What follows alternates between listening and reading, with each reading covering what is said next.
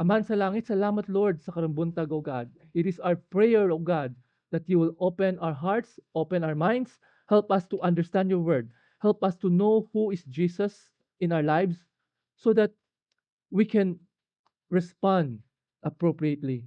Lord, amoy panalangin, Lord, na ang imong pulong mo mo convict na mo, Lord, that our hearts will be touched and our lives will never be the same again. All this we pray in the mighty name of Jesus. Amen. Okay, please sit down. Do you know that Jesus is the most popular and influential person in human history?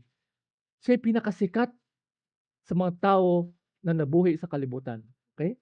And the world debates on who he is. Kisa man si Jesus. Kana ng debate. So to the world, Jesus was a man. He was wise, compassionate, and if Jesus is merely a man, so he's not God, so he's not a savior, and the Bible is not true. Therefore, Christianity is a false religion. But if Jesus is God, then the Bible is true and Christianity is true. So kinsa magyod si Jesus? There are lots of opinion about Jesus. The Jews, the Muslims, the Buddhists, the Hindus, all of them deny Jesus is God. Para nila tao lamang si Jesus. And and in fact, there are some Christian sect, no? Christian sects that believe that Jesus is only a man. For example, Mormons, Jehovah's Witness, Iglesia ni Cristo, they all deny the deity of Christ. So the target of false religion is always on the person of Christ. So kinsa man si Jesus. So that's why it's very important to know who Jesus is. Knowing Jesus as God is one thing, but knowing the basis why we claim that He is God is another thing. So as Christian, isip sa mga Christians, we should know the basis of our faith because this is so important. We should know the basis of our faith. We should know who is the person we love. Remember, we talked about first love, di ba? Ang practical example na, how will you fall in love with a person? Do you fall in love with a person because of his promises? Dili po, di ba? Kasi, for example, ang mga babae, di ba, may manguyab. If the guy will promise you high heavens, will you fall in love just like that? Of course not. Dapat you have to know, kinsa mo ginitawhana, you have to know the person. Once you know the person and you know that he can back up his promises, then you will fall in love with that person more. That's why it's one thing to know what the Bible says, what the Bible promises, but it's another thing to know who made that promises. Kay once makailan nato kinsa ang naghimo ka ng mga promises, mas lalo ta mo tuo sa iyang pulong. So that is why this morning we're going to study who Christ is. Who Christ is. So let's look at the passage. Balik ta. In verse 41, Jesus said to them, "Why is it said that the Messiah is the son of David?" Unya, mingon si Jesus kanilang, nganon ningon man sila nga ang Mesiyas kaliwat ni David. So unsay pasabot ng Messiah? The word Messiah comes from the Hebrew word Meshiach. So meaning anointed. So itong practice sa una sa mga Israelites, kung nasa yung mga pare, priest, or king, they will anoint it. So the anointed one. So in Judaism, Messiah refers to a divinely appointed redeemer who will rule over the restored kingdom of Israel, where the Jews will all be gathered. Kasi nituo sila, because during that time, by the way, just by way of history, nagbulag ang kingdom of Israel, north and south kingdom, and then panglabay sila because the enemies came to conquer them. And there's a promised Messiah na pag-abot sa panahon, kaning Messiah, i-unite nila ang buong Israel and He will reign forevermore. So that is the belief of the Jews during the time. And the Jews do not believe that the Messiah is God. Para nila, ang Messiah, tao lamang. Okay? In fact, the Jews up to this day deny that Jesus is the Messiah. The Jews deny Jesus is the Messiah for two reasons. Kaya para nila, dili Messiah si Jesus. Okay, number one, He did not establish God's kingdom on earth, wherein He is the King of Israel. And second, He did not bring peace, meaning universal peace. Kaning peace, gi-promise na siya sa Isaiah chapter 2 verse 4. So para nila si Jesus dili siya ang Messiah. But for the Christians, Jesus is the Messiah. Jesus is the Messiah, and he could fulfill this prophecy. Why? Because we believe in the two comings of the Lord Jesus. The first coming niya, he came here to die on the cross for our sins. Ito yung nahitabo. It is a fulfillment of the prophecy of Isaiah on the suffering servant, Isaiah 53. And the second coming, pag moabot si Jesus, he will now establish his kingdom on earth. That is why, for Christians, hindi incompatible. It's compatible. The Messiah is the suffering servant and at the same time the conquering king. And he will come and he will reign on earth. How about the Muslims? Do you know ba? The Muslims believe that Jesus is the Messiah. Nituo sila si Jesus si Messiah, and nituo po sila si Jesus, they believe that Jesus is a miracle worker. They believe that Jesus is a prophet. They believe that Jesus is the servant of God. He's the word of God. They believe in the virgin birth, and they believe that Jesus is God's servant. He's a prophet. But the problem is, the only thing that they deny is that for them, Jesus is not the Son of God. Dili anak sa Diyos si Jesus because they strictly believe that there's only one God. They do not believe in the Trinity because for them, God is God alone. Wala nang lain. And do you know that the Muslims believe that Jesus was not crucified? Wala na pa ako sa krus si Jesus. Wala na matay si Jesus para sa Muslim. Instead, Jesus was raised to heaven by Allah. And do you know that they also believe that Jesus will come back again? May second coming si Jesus, and Jesus will defeat the Antichrist. So nituo po sila ana. And they also believe that Jesus will establish his kingdom on earth. But the difference is that Jesus will die later on. Afterwards, there will be a final resurrection. So kana ang ilang belief. So if you notice, who Jesus is very important kasi this sets Christianity apart from all other religion. As Christian, dapat makaibulam mo ana. Kay ang ingon sa mga ang Islam is continuation of Christianity. Actually, it's not because of this conflict. So, dito pa lang sa person of Jesus, incompatible ang Christianity and Islam. So, Jesus says, nangutan na siya, why is it that the Messiah is the son of David? Actually, etong question na to, Jesus is referring to himself. And everyone knows that Jesus is a descendant of David. So makita nato ang genealogy of Jesus Christ through Mary in Luke chapter 1, tsaka genealogy, not Luke chapter 1, in Luke, di ba, may genealogy of Mary, and then makita po nato ang genealogy of Joseph in the book of Matthew. All of this proves that either way, Jesus is the descendant of David, either through Mary or through Joseph. And ang mga tao, kabulo sila that Jesus is the son of David. If you recall, one time Jesus passed by and then there were two blind men. They cried out, "Have mercy on us, son of David." And then one time Jesus healed a demon-possessed man who was blind and dumb, and the crowd were amazed and said, "Could this be the son of David?" And then when Jesus entered Jerusalem, di ba, the people lay down the mga branches, they cried out, Hosanna, or they cried out, "Have mercy on us, son of David." So talagang ang mga tao, giila siya si Jesus as son of David. In fact, even the Pharisees, the scribes, the religious leaders, kabulo sila, they know that Jesus is the son of David. Because if not, they would easily discredit Jesus by proving that he is not in the lineage of David. So Jesus is referring this question to himself. Kinsa man ngano man niingon sa Bible na ang Messiah anak ni David. Ngano man. And by the way, this record of Luke is also found in Matthew and Mark. And this question of Jesus was asked while the Pharisees were gathered together in Matthew and also while Jesus was teaching in the temple courts. Kasi during that time, by the way, this happens in the week na mamatay na si Jesus. Because remember, we believe that Jesus died on Friday, di ba? Ito, nahitabo ni siya siguro mga Wednesday ni siya. Wednesday. Jesus was teaching in the temple. Okay? And he asked this question. So, ito yung pinaka-final. Gusto ni Jesus na mangutana, kinsa man ang Messiah. Because Jesus the wanted the people to realize that the Messiah is more than the son of David.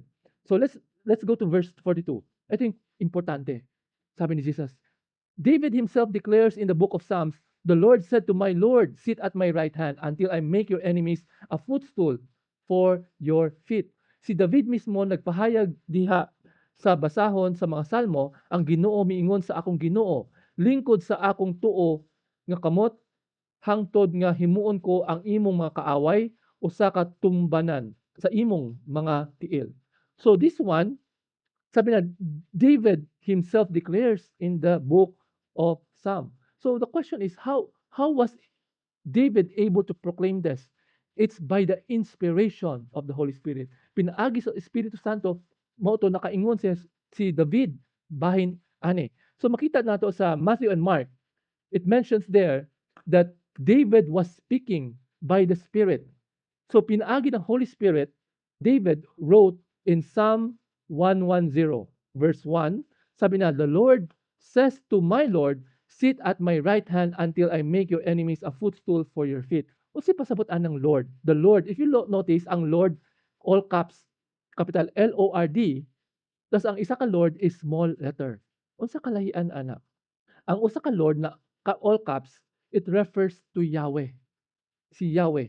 It's the Hebrew name of God the Father. Yahweh says to my Lord, kisa man si my Lord, ang Hebrew aning my Lord is Adonai. Adonai, and it is referring to the Messiah. Do you know sa mga, tiglanta mo mga old movies, di ba? They will address the king, my Lord, or my lady. So it is a title showing respect to a person. So kaning my Lord refers to the Messiah.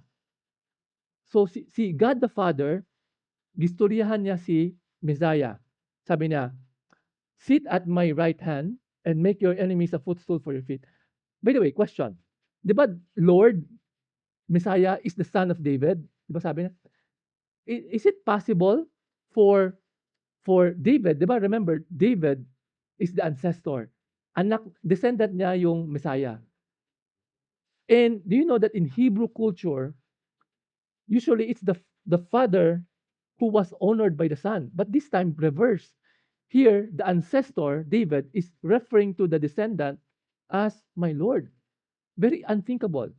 Di ba usually, di ba, ang lolo, musulti ba mo sa mga apo ninyo, my Lord or Sir, di ba, baliktad, di ba? Siyempre, ikaw yung ancestor, dapat you should be the one to be honored. But this one, it's the reverse. David was referring to his descendant, my Lord. Okay? That's why, gi-ask ni Jesus na kisa magyod kaning Messiah. Saan na siya? Anak na ba siya ni David or more than that? And then sabi niya, sit at my right hand. What do you mean by sit at my right hand? Do you know that in ancient time, if you sit at the right hand of the throne of the king, that is the highest honor and authority that you can give to that person. Kumbaga, pag right hand man ka ng king, you are very, very powerful. So it shows that this Messiah is very powerful because he is sitting at the right hand of God the Father, God the King. And sabi na, you will sit at my right hand until I make your enemies a footstool for your feet. Kasi pasabot ana, if you put someone at the footstool, ang footstool, patungan sa tiil. So what do you mean by that? When you put someone at your footstool, it means three things. First, it is a symbol of victory.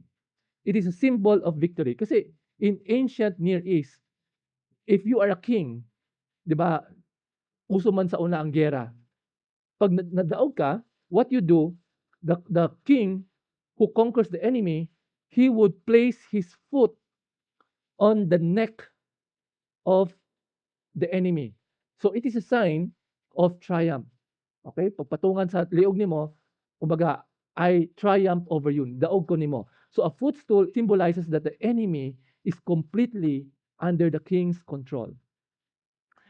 Ang kanindot ana, Jesus puts his enemies under his footstool. So kinsa man makaaway ni Jesus? Satan, the enemy of Jesus is Satan, death, and sin. Christ has triumphed over his enemies. Death, di ba sabi na the book of Hebrews, death, where is your sting? Wala na. Nadaog na si Jesus. Ikaduha, putting someone under your footstool means humiliation. Maulawan ang napildi. Okay? And the third thing is, a footstool is a symbol of rest. Okay? If a king put his feet on the footstool, meaning ibig sabihin tapos na yung gera, relax na siya. And in the same way, when Jesus put his feet in the footstool, it means that he has done. Baga, tapos na. He has put all the kingdoms on the earth under his feet. And the Bible proclaims, diba, Jesus is the King of Kings. And this will happen in the end times. When all the nations will be under the footstool of the Lord Jesus. And one thing pa, in Psalm 110 verse 4, okay, this is very important. Sabi ni Yahweh, Yahweh has sworn, God has promised, and will not change his mind. You are a priest forever in the order of Melchizedek. Okay, what do you mean by that? You are a priest forever. So God made a promise that this Messiah will be a priest forever. Eternal priest. So in other words, kaning Messiah, dili lang ni simple tao. This is a eternal priest in the order of Melchizedek. Kasi pasabot ane. Kasi si Melchizedek, the order of Melchizedek is different from the order of Levi or the Levite priest. Kasi remember sa Levites, if we recall sa Leviticus, the Levites serve as priests based on their lineage to Aaron. Kana mga descendants of Aaron, mga high priest, and descendants of the tribe of Levi, kana sila mga pare. But this order of Melchizedek is different. Okay? Kisa man si Melchizedek, makita nato na siya sa Genesis chapter 14. Melchizedek is both king of Salem and the priest of God Most High. And Abraham recognized this person. Abraham gave tithe. Nahatag og tithe si Abraham kaning tawhana. So the phrase in the order of Melchizedek is very important in Psalm 110 verse 4 because it describes a messianic figure. So kaning Messiah, kumbaga, this is an eternal priest. And according to the book of Hebrews, Jesus is the ultimate high priest. Okay? Jesus is the ultimate high priest. So unlike yung, di ba, yung priesthood ni Aaron, which is hereditary, mga descendants niya, ang order of Melchizedek is eternal and superior. By the way, this is theology. Ngano kailangan man nato ni? Kailangan makasabot ta kinsa atong Ginoo. Okay, so please bear with me. So this concept illustrates that Jesus could serve as the perfect high priest. He's a perfect high priest. And the order of Melchizedek, meaning Jesus is both king and priest. Dili lang siya hari, kundi siya usa ka pari pod. So unsa may trabaho ng pari? In the Old Testament, a priest is the mediator between God and man. So in the Old Testament, dili adto ang mga tao sa Ginoo, kailangan moagi sila sa mga pari. And in the Old Testament, di ba, they make sacrifices. They sacrifice mga lambs, bulls. But unfortunately, these sacrifices are being repeated paulit-ulit. No? Paulit-ulit. Eventually, the priest would die and his work as a mediator would cease. So, di ba, pag namatay yung high priest, wala na, tapos na. But Jesus is different because Jesus is our high priest in the order of Melchizedek. He's not only our mediator, but also our sacrifice. In the Old Testament, the high priest makes the sacrifice, but Jesus, in the order of Melchizedek, he is the sacrifice. Siya ang Lamb of God. He's the perfect Lamb of God. And because of his resurrection, ibanhaw siya, wala na undang iyang trabaho. Remember, in the Old Testament, pag namatay ang high priest, tapos ang iyang trabaho. Pero Jesus, he was resurrected. He remains as our eternal high priest. And during the Old Testament times, wala sila kasabutan eh. And David wrote this under the inspiration of the Holy Spirit. That's why this is very important. This is the thing that the Jews miss. That's why the Jews do not believe that the Messiah is divine because they did not understand this one. And kabalo pa mo, ang mga Hudyo, they do not read the scripture. They only rely on the interpretation of their teachers or the rabbis. But kita, we know this. So we can appreciate that Jesus is our eternal priest and king.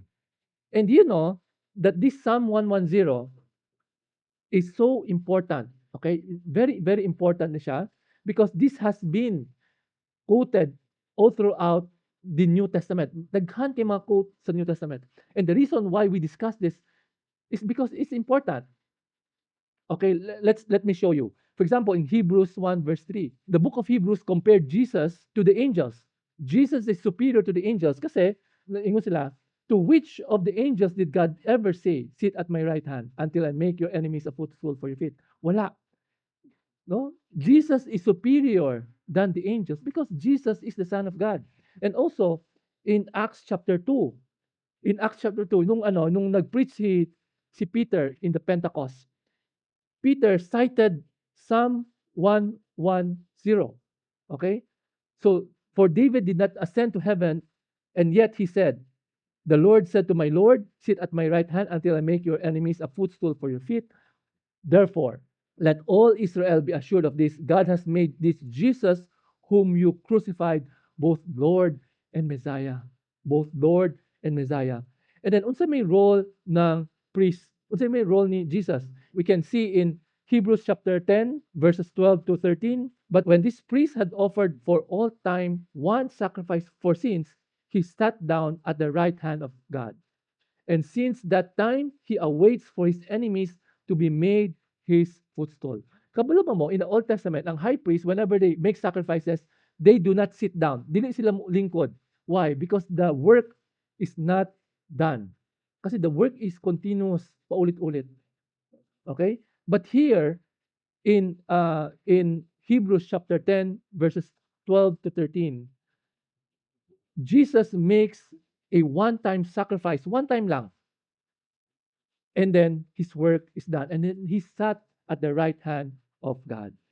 And what's the role ni Jesus after he sat down? What is the role of Jesus as a high priest? Ingon sa Romans chapter 8, verse 34. Unsa may trabaho ni Jesus? Who then is the one who condemns? No one.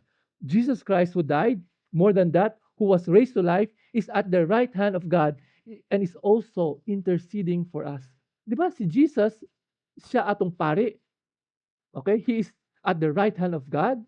Sige buhat niya. He intercedes for us. That is why when Jesus says, whenever you pray, pray in my name, and it will be given to you. Because Jesus intercedes for us. Kung natay gipang ampo, siya ang mismo ang intermediary. Siya ang musulti siyang amahan. And there is only one mediator. You know, the Catholic Church says that there is a mediatrix. Mediatrix. Ang mediator, ang babae tawag na mediatrix. They believe that Mary is the intercessor, is our intercessor. But the Bible is very clear that there's only one high priest. That's why kita pong muampo ta, pwede ta muampo kang Jesus. And siya na bahala ang mag-intercede. Siya na bahala muhangyo on our behalf with God the Father. And then, di ba sabi ni David sa Psalm 110, you will sit at my right hand until I make your enemies under your footstool. And when will that happen? In 1 Corinthians chapter 15, verse 23 to 25. It will happen once all the kingdoms of the world are put under the feet of Jesus, then the end will come. 1 Corinthians chapter 15, verse 24. Kana ang end times. So, in the second coming, moabot si Jesus, and all the kingdoms on earth shall be under his feet, and that will become the end of the world. The end. Tapos na. So, at the end, whether you like it or not, all the people of the world will acknowledge that Jesus is King. kana nakabutang sa Revelations. So karon ang mga tao, they reject Jesus. But eventually, in the end times, all the people of the world will have to bow down at the feet of the Lord Jesus. So ang pangutana, when should we acknowledge the Lord Jesus? Karon or pag-abot sa panahon? Siyempre karon. Because at the end, all people will have no choice but to bow down at the feet of the Lord Jesus. Okay? So so Jesus calls him Lord.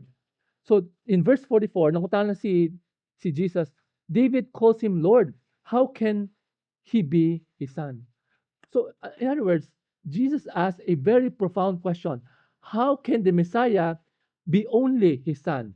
So the Messiah is not only his son, but also the Messiah is not only the son of David, he's not only human, but he is also divine. So that's why Christians believe that Jesus is not only human, he's also God. Okay? Dapat kabalo mo ani. Kung pangutana mo sa mga Muslim, sa mga Jehovah's Witness, mga Iglesia ni Cristo, nga na ingon maka Diyos si Jesus. Why do you believe in the Trinity? You should be able to defend your faith. And after Jesus asked this question, what happened? Makita nato sa Matthew chapter 22, verse 46, no one could say a word in reply. And from that day on, no one dared to ask him any more questions. Walay makatubag because it's so profound, so difficult sa ang mga parang hindi kaya ng mga brain cells ng mga religious leaders. So how come David calls the Messiah his Lord? So ibig sabihin kaning Messiah, he's more than a human. He's more than the son of David. He is God, he is eternal priest, and he is eternal king. Okay, if Jesus is really the Son of God, so what is now the consequence?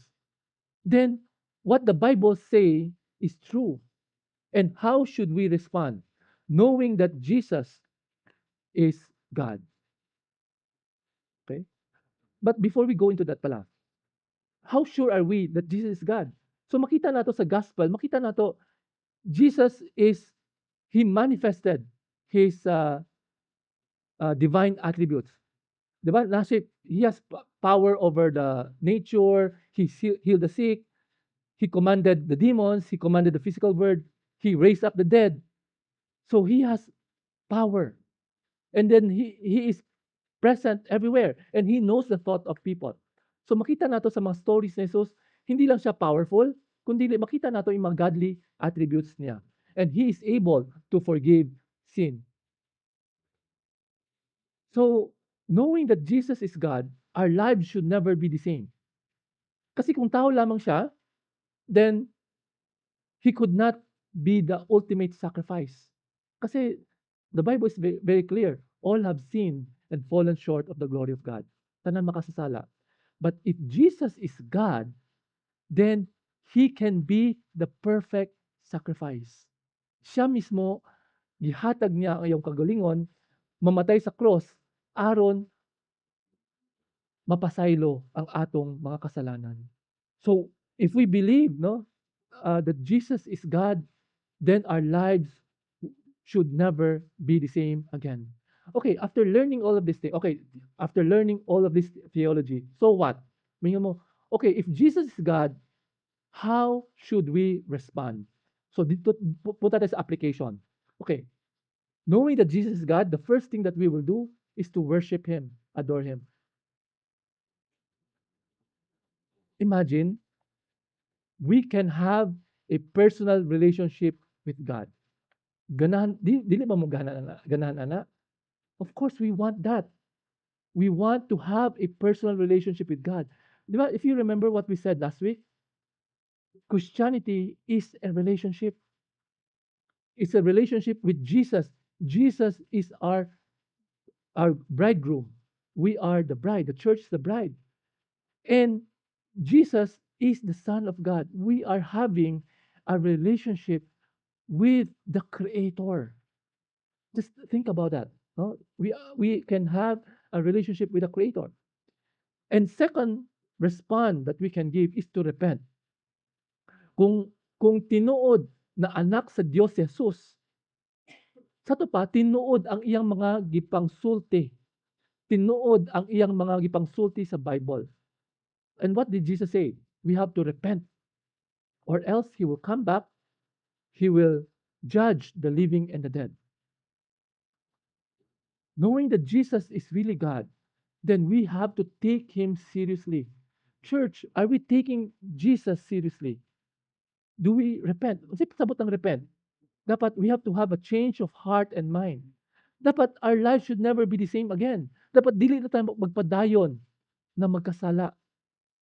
Kay kabalo man ta, mubalik si Jesus, and then he will judge everyone. If we continue to sin, then there will be consequences. So the proper response is to surrender. Dapat ihatag nato ang atong kinabuhi sa atong Dios. We surrender our lives to Jesus. Di ba? And like I said before, how would we learn to love the Lord more? We will only learn to love God more if once we realize how much He has done for us, how much He has loved us. Dili ta makahigugma sa Dios kung dili nato ma-realize, hala ka, grabe di ay ang iyang gibuhat nako. Grabe di ang iyang gugma nako. Na bisan inani ko, gidawat niya ako. All my flaws, all our flaws, He accepted us, He loved us unconditionally. So ang atong pwede ibalos niya, higugmaon siya. And what is God's love language? Obedience. So that's the third response. Sabi sa John 14 verse 15, if you love me, keep my commandments. Keep my commandments. So the Bible contains a lot of commandments. Love your neighbor as yourself. Okay? Do not commit murder. Okay? So many commandments of the Lord. We obey the Lord out of our obedience. Okay? And also in John 14 verse 21, Jesus says, whoever has my commands and keeps them is the one who loves me. The one who loves me will be loved by my Father, and I too will love them and show myself to them. We talk about first love. Okay? God, we love God because He loved us first. Since siya ang nauna naigugma nato. And how did God show His love? While we were yet sinners, Christ died for us. Romans 5:8. So ang atong ibalos niya, higugmaon siya. And ang pangutana, unsaon nato paghigugma sa Ginoo? Very clear in the Word of God, by obeying Him. So the question is, are we obedient or rebellious? Kana atong lantawon. Why should we obey God? Because that is how we show our love to our God. And the fourth response that we can give, knowing that Jesus is God, we can put our trust in Him. Makasalig ta kaniya. Kung kabalo ta, si Jesus, anak sa Dios, mas musalig ta kaniya. Okay, Hebrews, let's look at Hebrews chapter 4 verse 14 to 16. Okay, therefore, since we have a great high priest who has ascended into heaven, Jesus the Son of God, let us hold firmly to the faith we profess. Since we know that Jesus is our great high priest, we have to hold firmly to the faith that we profess. For we do not have a high priest who is unable to empathize with our weaknesses, but we have one who has been tempted in every way just as we are, yet he did not sin. Kasi pasabot ani. Since ang ato, diba si Jesus while on earth, he was tempted, but he did not sin.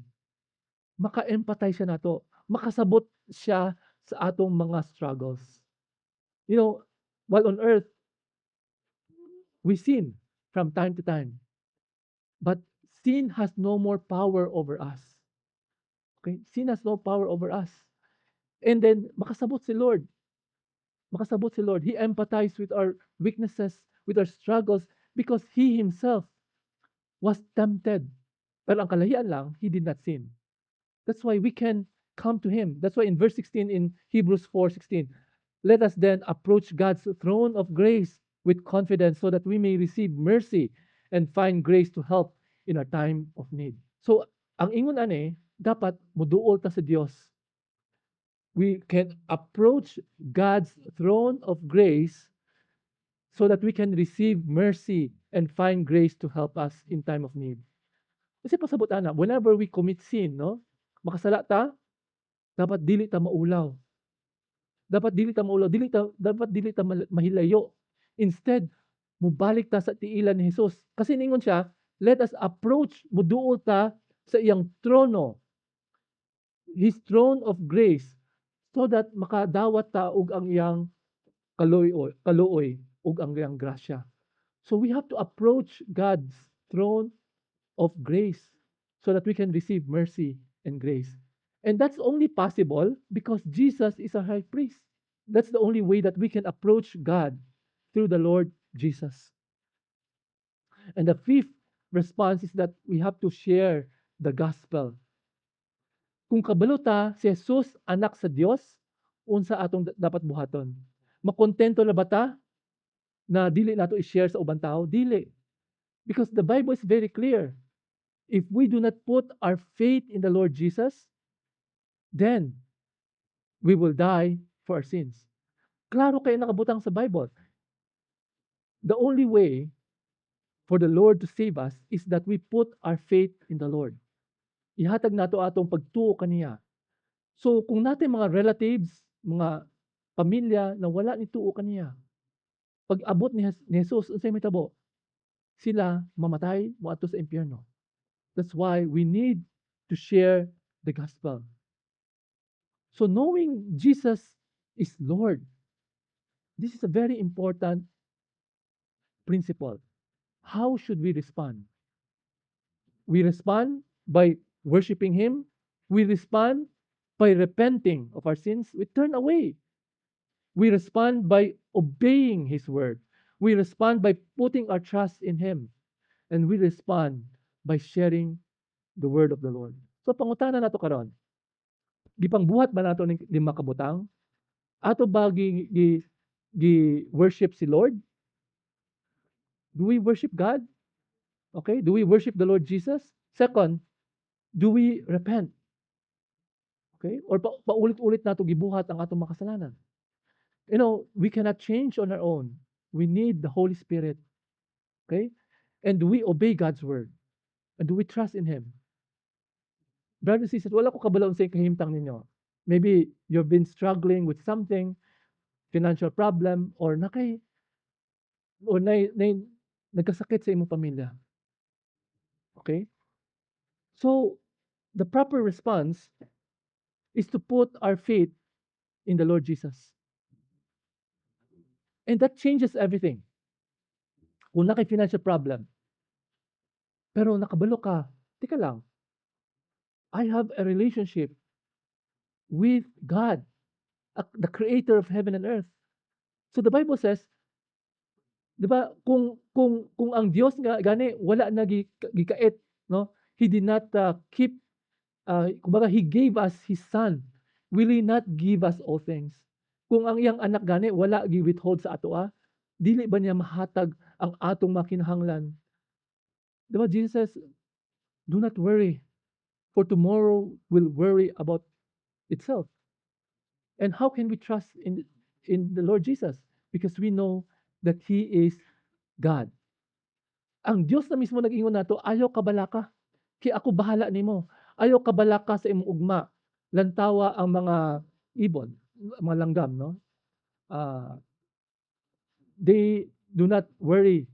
It's God who feeds them. Look at the lily. They dress themselves. So don't worry. And how can we trust Jesus' word? It's because He Himself is God. His word is trustworthy. So, knowing that we have a personal relationship with God changes everything. That's why it's very important as Christians. Dapat ma-realize nato yan. We have to realize how much God has done for us so that we can love Him back. Let us not forget our first love. Billy Graham once said, the greatest question every person must answer is, what will you do with Jesus Christ? Unsa imong buhaton? So when Jesus asked the Pharisees, how can the Messiah be both David's son and David's Lord? They had no answer. Walay tubag ang mga religious leaders. The question silenced them, but it was never meant to be the end. That question is still relevant today. Who is Jesus to you? Make a decision. Kinsa man Jesus nimo? Is he your king? Is he your Lord and Savior? Kana ang pangutana. Kung dili, dapat ihatag nimo ang imong kinabuhi kaniya. Is he your Lord and Savior? Because if Jesus is only a man, a prophet, or a teacher, then you can walk away and change. You don't have to believe in Christianity because Christianity will not change you. But if Jesus is Lord, if Jesus is the Son of God, if Jesus is seated at the right hand of God, then our right response is to worship Him, to believe in Him, to put our faith in Him, to trust in Him, and to follow Him. Kana atong dapat buhaton. Sambahon siya, tuuhan siya, ug sundon siya. The Pharisees chose silence, and my hope we will all choose to confess Jesus is my Lord. Can we say that? Jesus is my Lord. So in the end, the Bible is very clear. In the end, every knee will bow, every tongue will confess that Jesus is Lord. The question that once silenced the world, this same question will be asked of each and every one of us. Will you answer to Jesus in faith, or will you be forced to in Judgment Day? Wala, in the end, no choice ang mga tao. Everyone should confess, every knee will bow, every tongue will confess that Jesus is Lord. May pakaron pa lang. Karon pa lang, we bow down to the kingship of the Lord Jesus. And acknowledging that Jesus is King, dapat obedient ta.